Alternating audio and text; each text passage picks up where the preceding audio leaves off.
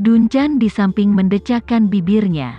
Dia tahu apa yang dikatakan orang tua itu samar-samar, jadi dia berkata, "Paman, aku juga mendukungmu, tapi setelah masalah ini selesai, apa yang akan terjadi ke depan pada Teresa? Apa dia akan menyalahkan Tama?" Nicholas melambaikan tangannya. Keluarga Polan tidak akan kekurangan penilaian dasar ini. Teresa pasti akan mengerti. Setelah itu, Nicholas menambahkan, "Namun, dalam hal ini, selain Tama, hanya kita berempat yang mengetahuinya setelah hal itu selesai. Tidak peduli apa yang Teresa pikirkan, kita tidak akan pernah menyebutkannya. Dan semua orang akan memahaminya secara diam-diam." Mereka bertiga mengangguk bersama. Pemahaman diam-diam adalah solusi terbaik untuk hal semacam ini. Jadi, Nicholas berhenti sejenak selama beberapa detik. Diam-diam menyeka air mata dari sudut matanya. Dan mengirim pesan kembali ke Tama dengan ekspresi tegas. "Tama, jika keselamatanmu sendiri bisa terjamin. Jika kamu bisa, kamu harus melakukannya." Kemudian, dia mengirim pesan. Kemudian mengetik lagi dan mengirim pesan lain. "Tama, saat kamu membunuhnya, sapa dia untukku." Nicholas pernah sangat memikirkan Pavel. Ia merasa meskipun latar belakang keluarga Pavel rata-rata, dia sangat berbakat, cakap, dan berpengetahuan luas ketika dia masih muda. Dalam pandangan Nicholas, bayangan cahaya Renza bisa dilihat pada Pavel. Saat itu, cahaya Renza dan putrinya telah terbunuh. Meski sedih, ia merasa agak terhibur saat melihat Pavel. Justru karena dia selalu merasa sangat bersalah atas urusan cahaya Renza. Sedemikian rupa sehingga dia mau tidak mau menganggap Pavel sebagai miliknya. Jadi dia mengolahnya dengan sepenuh hati. Percaya sepenuhnya padanya, dan anggap dia sepenuhnya sebagai putranya sendiri. Namun, ketika Tama memberitahunya bahwa ada bukti yang meyakinkan bahwa Pavel adalah agen rahasia dari Black Mamba, dia merasa sangat dikhianati dan merasa sedikit menyesal. Itu karena dia mengira dengan Pavel, dia telah menebus penyesalan yang dia rasakan terhadap cahaya Renza sampai batas tertentu. Namun kini, semuanya sia-sia karena angan-angannya sendiri. Itu bahkan membuatnya semakin malu pada cahaya Renza. Sebab, menantu yang baik seperti itu jarang ditemukan di antara 10.000 orang, namun ia sendiri yang mengecewakannya. Dan Pavel, yang telah dia perlakukan dengan tulus selama bertahun-tahun, ternyata dia adalah anak serigala dengan niat tersembunyi yang dalam dan pemikiran yang kejam. Hal ini tidak hanya memperbesar rasa bersalahnya terhadap cahaya Renza, namun juga memperkuat keluhannya terhadap dirinya sendiri. Marshall melihat ayahnya tiba-tiba menjadi terpuruk dan menua. Dia mengira dia menyalahkan dirinya sendiri atas apa yang terjadi pada Pavel.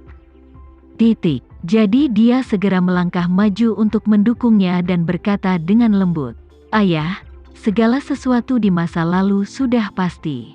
Jangan membenamkan dirimu di masa lalu. Untungnya, hal-hal ini masih bisa ditebus." Nicholas menghela nafas tak berdaya dan bergumam, "Banyak hal telah berlalu. Aku turut berduka atas cahaya Renza. Aku tidak akan pernah memiliki kesempatan untuk memperbaiki masalah ini dalam hidup ini." Marshall terkejut sesaat. Dan kemudian dia menyadari bahwa bukan karena Pavel ayahnya merasa sedih dan menyalahkan dirinya sendiri, tapi karena cahaya Renza. Sudah 20 tahun sejak cahaya Renza meninggal dunia. Memang tidak ada kesempatan untuk memperbaiki kesalahan yang dilakukan saat itu.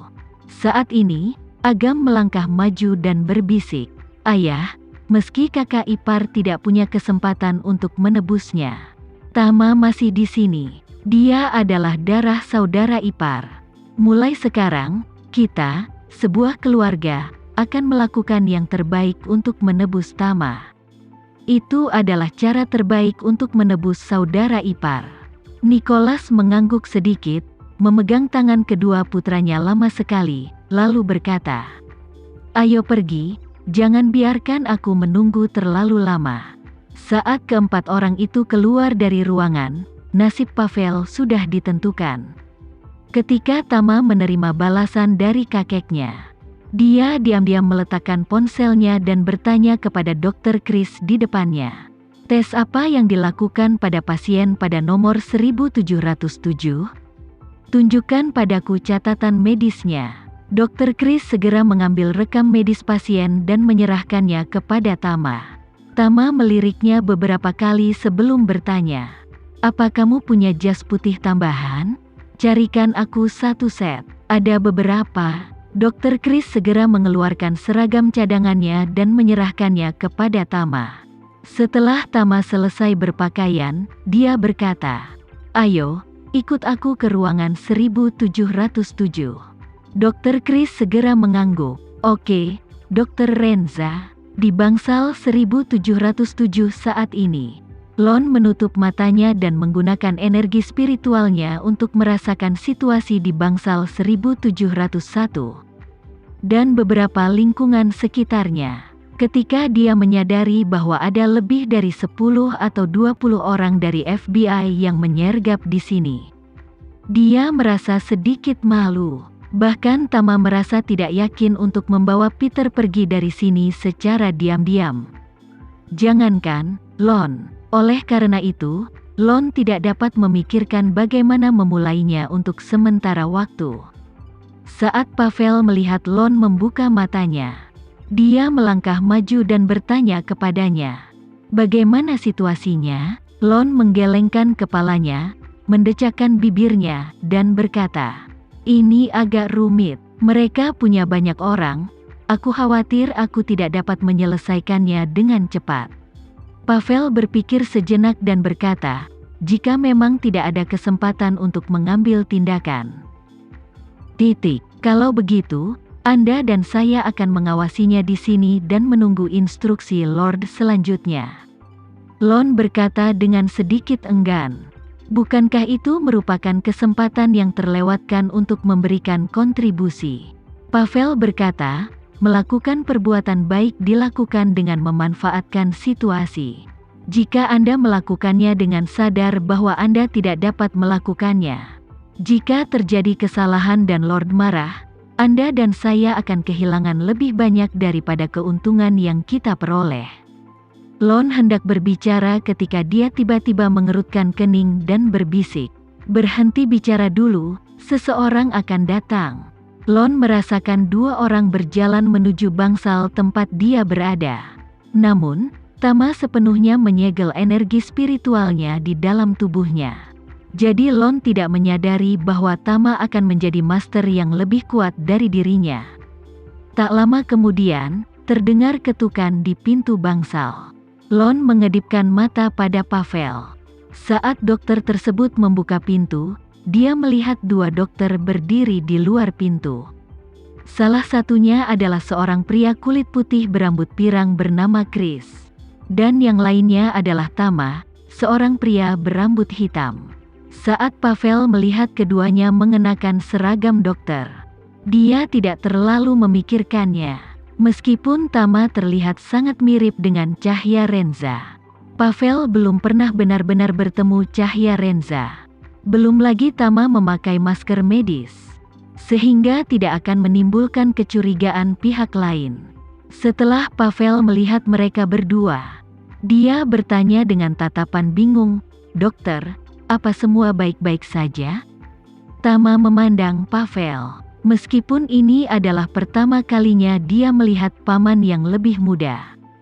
Sekilas Tama masih mengenali orang lain. Lagi pula, Pavel juga seorang public figure yang sangat terkenal. Dan materi videonya dapat dengan mudah dicari di internet.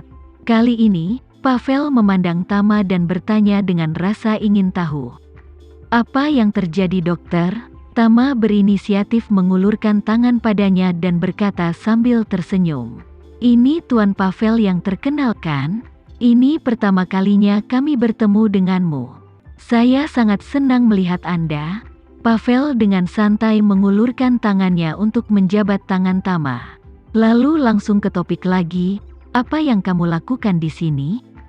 Saat ini, Pavel tidak menyadari apa istimewanya dokter yang memakai topeng di depannya. Dia merasa bahwa dengan pangkatnya, meskipun ketua rumah sakit ini datang, dia masih harus membungkuk di depannya.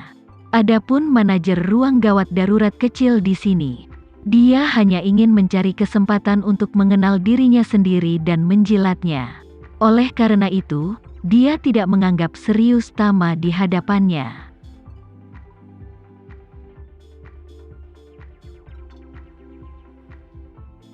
Sekian dulu ya video kali ini, kita lanjutkan lagi videonya di lain waktu. Oh iya, bagaimana menurut kalian? Semoga bisa sedikit menghibur kalian semua. Untuk teman-teman yang baru nonton, jangan lupa subscribe ya, hehehe. Dan kalau teman-teman ada yang ingin gabung langganan, bisa langsung gabung saja untuk dapat fitur yang menarik dan sedikit membantu Mimin. Terima kasih banyak sudah menonton, sampai jumpa lagi, bye.